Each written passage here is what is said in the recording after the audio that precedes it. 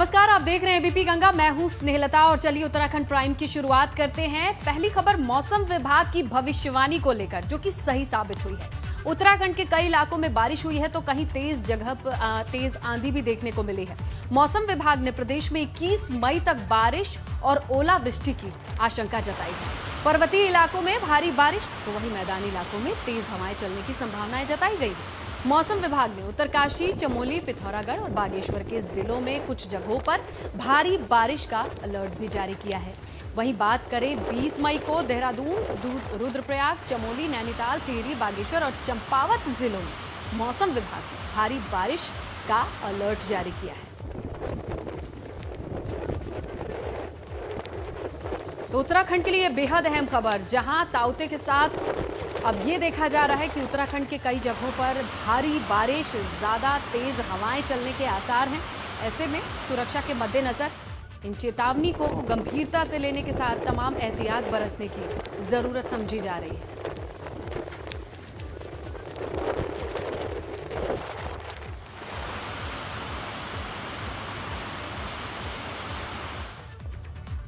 जोशीमठ में मौसम बदल गया है। बद्रीनाथ धाम की बात करेंगे तो यहां कल से लगातार बारिश हो रही है, जबकि बद्रीनाथ की चोटियों पर नीलकंठ, सतोपंथ, स्वर्णारोहिणी, नरनारायण सहित कई चोटियों पर बर्फबारी जारी है। बारिश और बर्फबारी से बद्रीनाथ धाम में कड़ाके की ठंड है। कोरोना संक्रमण के चलते यात्रा अस्थायी तौर पर रुकी हुई है और बद्रीनाथ धाम में सन्नाटा पसरा है।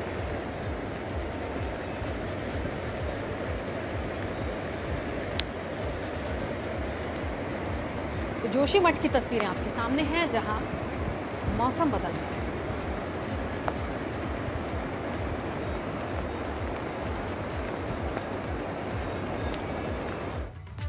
अब बात टिहरी की। जिले में भारी बारिश की चेतावनी को देखते हुए जिला प्रशासन और आपदा विभाग अलर्ट मोड पर है।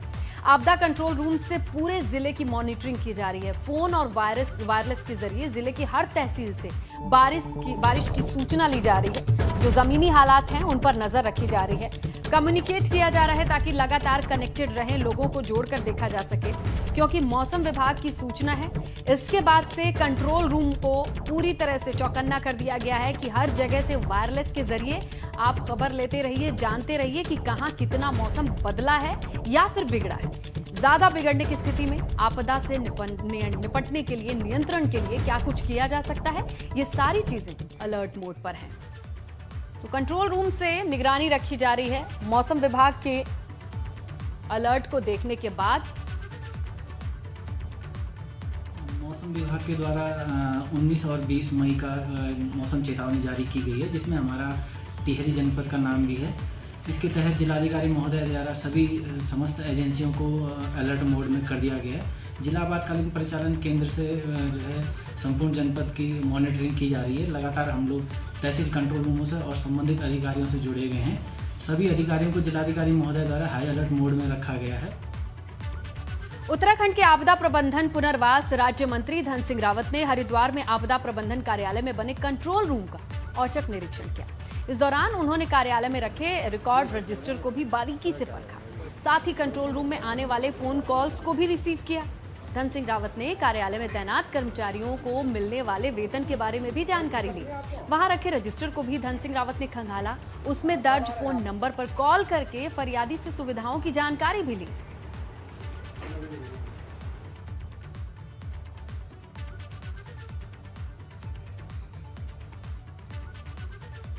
मैं आज हरिद्वार में जो आपदा प्रबंधन की एक समीक्षा बैठक कर रहा हूँ और एक हफ्ते का दौरा मेरा जो है पौड़ी ज़िले का है, रुद्रप्रयाग ज़िले का, चमोली ज़िला और टिहरी ज़िले का है। क्योंकि इस बार मानसून थोड़ा जल्दी आ गया है और हमने सभी डीएमओ को भी निर्देशित किया है कि इन 2 दिनों जो है मानसून काफ़ी आने वाला है और हर ज़िले में हम आपदा प्रबंधन की बैठक कर रहे हैं ताकि 2 आपदाओं से हमको। ऋषिकेश की बात करें तो ऋषिकेश से श्रीनगर के बीच व्यास चट्टी से आगे कौड़ियाल व्यास घाट मोटर मार्ग पर पड़ने वाले पुल को अब पहले से जो जगह चुनकर रखी गई थी, यानी सिगडाली पर ही बनाया जाएगा। मुख्यमंत्री तीरथ सिंह रावत ने कहा, इस पुल के निर्माण को लेकर जनता कई सालों से संघर्ष कर रही थी, मांग उठा रही थी, जिसके निर्माण का अब रास्ता साफ हो गया है।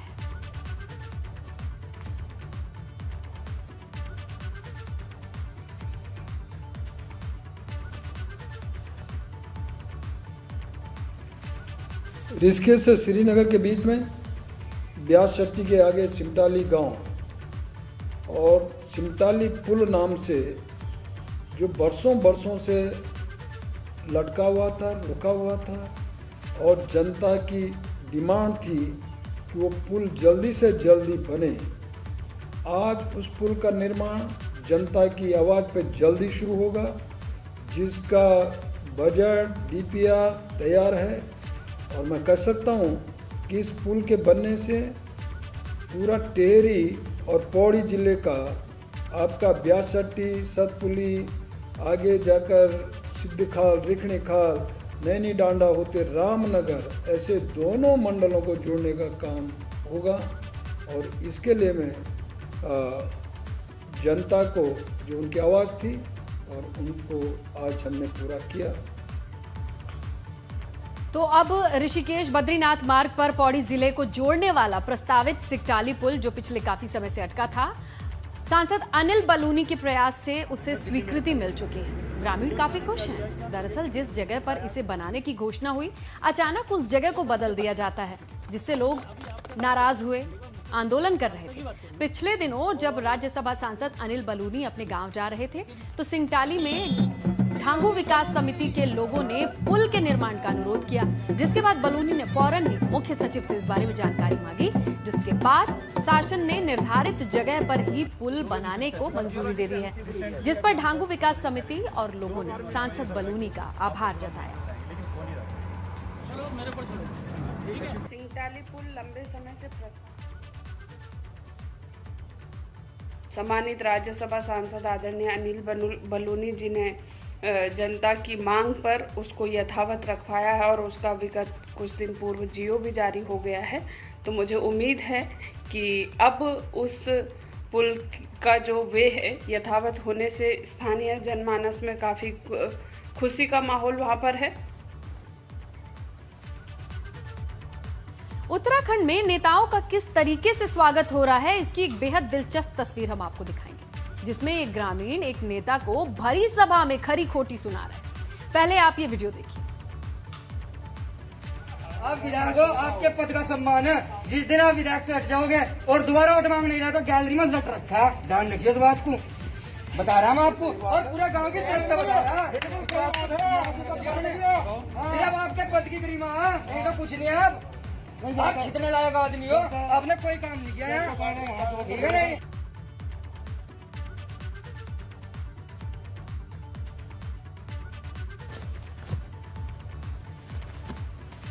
अब आपको मामला पूरी तरह से समझाएंगे, क्योंकि अभी आपको वीडियो का सिर्फ एक अंश दिखा है। बताएंगे आपको कि पूरा मामला था क्या।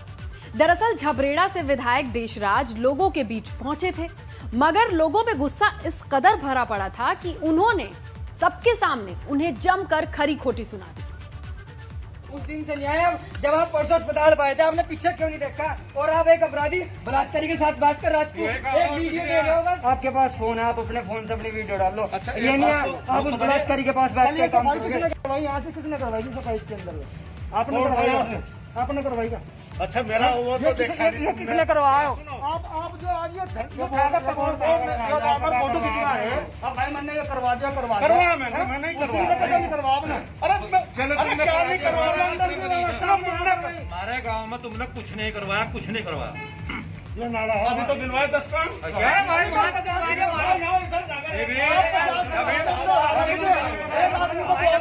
एक आदमी को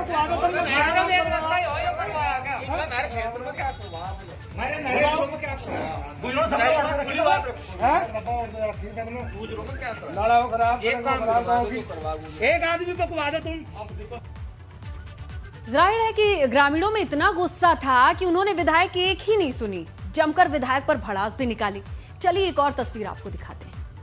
विधायक जी मैं 3 बार सारे मकान पे गया, अच्छा चौधरी साहब मेरी बात मैं 3 बार सारे मकान पे गया। जिस दिन बारिश हो ना मेरी गैलरी में पानी भर रहा है। अरे तो कितना पानी अच्छा मेरी गैलरी में भरा पानी। और मैं 3 बार गया और गाड़ी मेन 3 रास्ते गाँव बढ़ने के इधर के कितना रास्ता पानी भरा। अरे कोई करने वाला नहीं है। अजी स्थिति देखो चलो तो सड़क बनी थी अभी वहां तो झाड़ू लग गया। अरे स्थिति कहाँ से देखेंगे, इनका आने का टाइम नहीं लगता। ये पीछे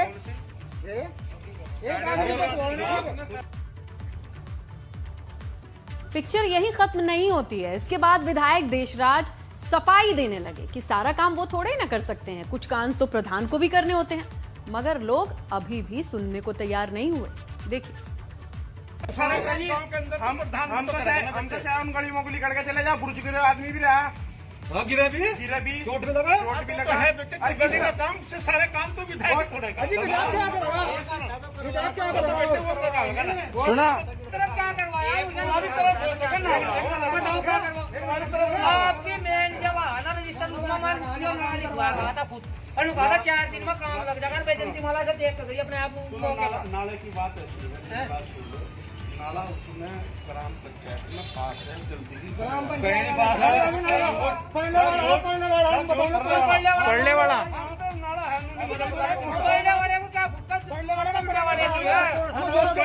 पढ़ने वाले में पानी तो चल नहीं रहा जी, उसका क्या फायदा हो जाएगा?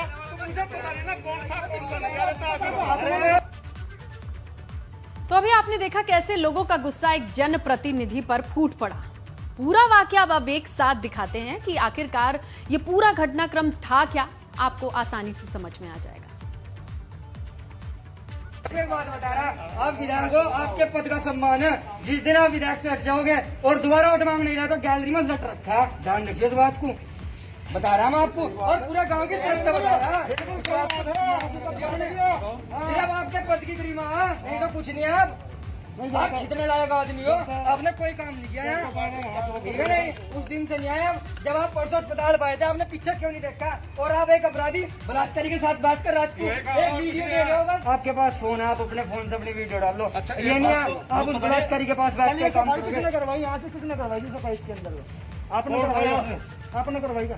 अच्छा मेरा वो तो देखा नहीं, किसने करवाया? आप जो आज ये फोटो खींचना है, अब भाई मैंने करवा दिया, करवा मैं नहीं करवा अपना। अरे क्या नहीं करवा? हमारे गांव में तुमने कुछ नहीं करवाया, कुछ नहीं करवाया। ये नाला अभी तो गिनवाए 10 काम।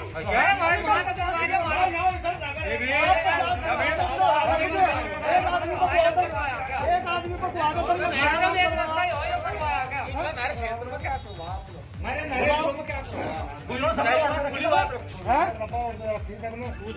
नाला खराब, एक आदमी को कुआ दो तुम। विधायक जी मैं 3 बार तारे मकान पे गया। मेरी बात चौधरी साहब सुनो, मेरी बात सुनो। मैं 3 बार तारे मकान पे गया। जिस दिन बारिश हो ना, मेरी गैलरी में पानी भर रहा है। अरे कितना इतना पानी? अच्छा, मेरी गैलरी में भरा पानी। और सुनो, मैं 3 बार गया, और कहा जी मेन 3 रास्ते गाँव बढ़ने के लड़के 3 रास्ता पानी भरा। अरे कोई करने वाला नहीं है। अजी स्थिति देखो चलो तो सड़क बनी थी अभी वहां तो झाड़ू लग गया। अरे स्थिति कहाँ से देखेंगे, इनका आने का टाइम नहीं लगता। पीछे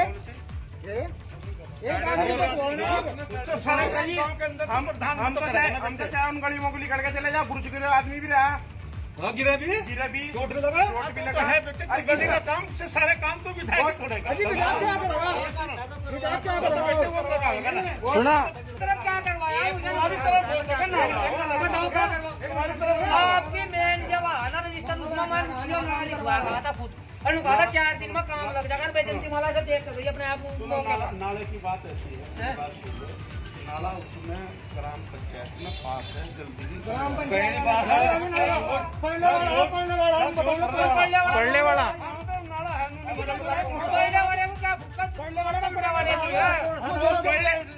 में पानी तो चल नहीं रहा जी, उसका क्या फायदा हो जाएगा? कौन सा नहीं। ये पब्लिक है, सब जानती है। चलिए आगे बढ़ते हैं अगली खबर की ओर, जहां शत्रुघ्न सिंह को सीएम तीरथ सिंह रावत के मुख्य सलाहकार के पदभार को संभालते देखा गया। इसके बाद शत्रुघ्न सिंह ने सचिवालय में सीएम तीरथ सिंह रावत से शिष्टाचार भेंट की। आपको बताएं, शत्रुघ्न ने कल ही सूचना आयुक्त पद से इस्तीफा दिया था। उनके कार्यकाल के अभी 6 महीने बाकी थे, मगर उन्होंने उससे पहले ही पद से इस्तीफा दिया। सूचना आयुक्त 1983 बैच के आईएएस अधिकारी हैं वो, और उत्तराखंड के मुख्य सचिव भी रह चुके हैं। शत्रुघ्न सिंह मनमोहन सिंह के अपर सचिव और संयुक्त सचिव भी रह चुके हैं। लंबा चौड़ा अनुभव है और अब ये नई जिम्मेदारी। ब्रेक के बाद उत्तराखंड प्राइम में बात कर लेते हैं उत्तरकाशी की, जहां पुलिस असहाय लोगों की मदद के लिए आगे आई है। पुलिस मानसिक रूप से अस्वस्थ महिला को सुरक्षित घर पहुंचा रही है। जिनके पास राशन जैसी जरूरी चीजों की कमी है, उन्हें घर घर जाकर राशन भी दे रही है। दरअसल कोरोना महामारी के दौरान पुलिस की तरफ से ऑपरेशन मिशन हौसला चलाया जा रहा है, जिसमें बुजुर्ग, गरीब, बीमार और असहाय लोगों के प्रति पुलिस का मानवीय रुख सामने आया है।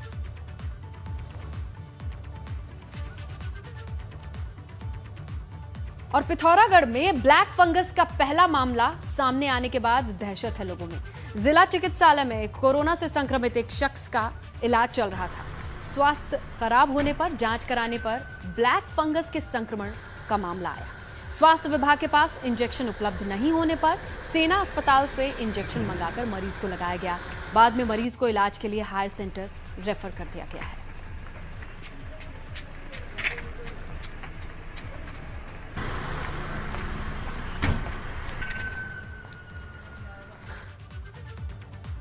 जूना अखाड़ा के आचार्य महामंडलेश्वर अवधेशानंद गिरी ने कुंभ का राजनीतिकरण ना करने का अनुरोध किया। स्वामी अवधेशानंद ने कहा कि एक टूल किट प्रोपेगेंडा फैला रही है कि कुंभ देश भर में कोविड-19 मामलों के फैलाने के पीछे का कारण था, यानी सुपर स्प्रेडर इवेंट था। टूल किट के द्वारा यह दुष्प्रचार किया जा रहा है कि कुंभ के मेले से कोरोना का संक्रमण गया। आंकड़ों की सत्यता को पहचानिए। जब कुंभ का मेला चल रहा था तब अन्य प्रदेशों में कोविड की, कोरोना वायरस की अधिक प्रचंडता थी। ऐसी उत्तराखंड में नहीं थी, ना ही कुंभ के अवसर पर थी। एक सुनियोजित ढंग से भारत की संस्कृति, संस्कार अथवा हमारी आस्था, हमारी पर्व परंपरा, मूल्यों पर और विशेषकर हमारी सांस्कृतिक निष्ठा पर प्रहार किए जा रहे हैं। सुनियोजित ढंग से, क्षुद्र मानसिकता के साथ, केवल अपनी स्वार्थ पूर्ति के लिए इस प्रकार का जो एक यह राजनीतिक दुस्साहस है, ये ठीक नहीं है। संत समाज इसकी निंदा करता है, इसकी भर्त्सना करता है। ऊधम सिंह नगर के खटीमा में डिप्लोमा फार्मासिस्ट एसोसिएशन ने विधायक पुष्कर सिंह धामी को ज्ञापन सौंपा, जहां ये जिले में संविदा पदों पर फार्मासिस्ट की नियुक्ति करने की मांग करते नजर आए। एसोसिएशन का कहना है कि कोरोना महामारी के चलते जिले के सभी अस्पतालों में फार्मासिस्ट पर काम करने का दबाव बेहद बढ़ गया है। लिहाजा बिना देरी संविदा के आधार पर फार्मासिस्ट के पद भरे जाएं। वहीं विधायक पुष्कर सिंह धामी ने एसोसिएशन के पदाधिकारियों को आश्वस्त किया कि वो जिलाधिकारी और सीएमओ से बातचीत करके संविदा भर्ती का प्रयास करेंगे।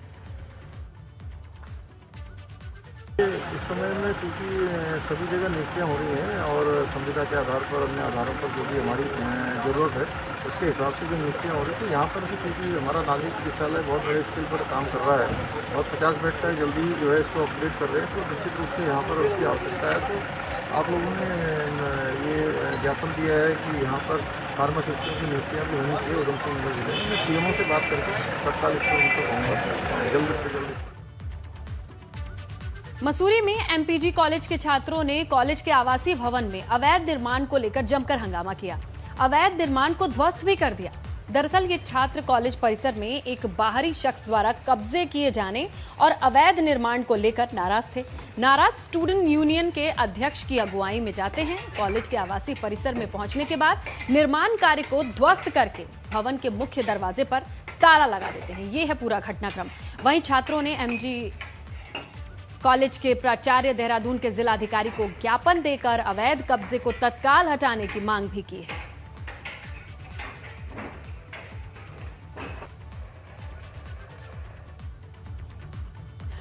बड़कोट के कुर्सिल मोटर मार्ग बनते ही सवालों के घेरे में है। 8 साल बाद प्रधानमंत्री सड़क योजना के तहत करीब 1 दर्जन गांवों को सड़क से जोड़ने और पक्का पेंटिंग कार्य किए जाने की कोशिश थी। ये काम चल भी रहा था, लेकिन अभी काम पूरी तरह से खत्म ही नहीं हुआ था कि हल्की बूंदाबांदी में ही मोटर मार्ग की असलियत सबके सामने है। सड़क पक्की और नई होने के बावजूद पुरानी सड़क जैसी ही दिख रही है। जगह जगह सड़क से रोड़े निकलने शुरू हो गए हैं। तो ये है गुणवत्ता इस सड़क की। इस रोड में काम चला है, बीच में अभी 27-28 दिन भी पूरे नहीं हुए, लेकिन ये पत्थर दिखने लग गए हैं। क्योंकि हमने इनसे बार बार सूचित करते हैं इन लोगों को कि रोड बनाओ, अच्छी बनाओ, और जहाँ तक देखने को मिलता है कि अभी एक भी बरसात का पहला पानी आया तो उससे गड्ढे दिखने स्टार्ट हो गए। क्या ये रोड आगे तक चलती रहेगी इस प्रकार से? क्या लगता है आपको? आप ने मतलब इनको बार बार वो किया था फोर्स, लेकिन इनका कहना है कि अभी रुकिए, इसका 28 दिन का मानक है, 28 दिन में रोड सेट हो जाएगी। लेकिन 28 दिन तो क्या, 15 दिन में रोड पे घास भी दिख रही है, प्लस गड्ढे भी पूरे दिखने लग गए हैं। रानीखेत के जमड़िया गांव में एक तेंदुआ तार बाड़ में फंस गया। तेंदुए को तार बाड़ में फंसा देख मौके पर भीड़ इकट्ठी हो गई, जिसके बाद पुलिस और प्रशासन भी मौके पर पहुंचा। बाद में वन विभाग भी मौके पर बुलाया गया और तब जाकर किसी तरीके से इस तेंदुए को पकड़ा गया, रेस्क्यू सेंटर भेजा गया। इंजेक्शन लगाने के बाद भी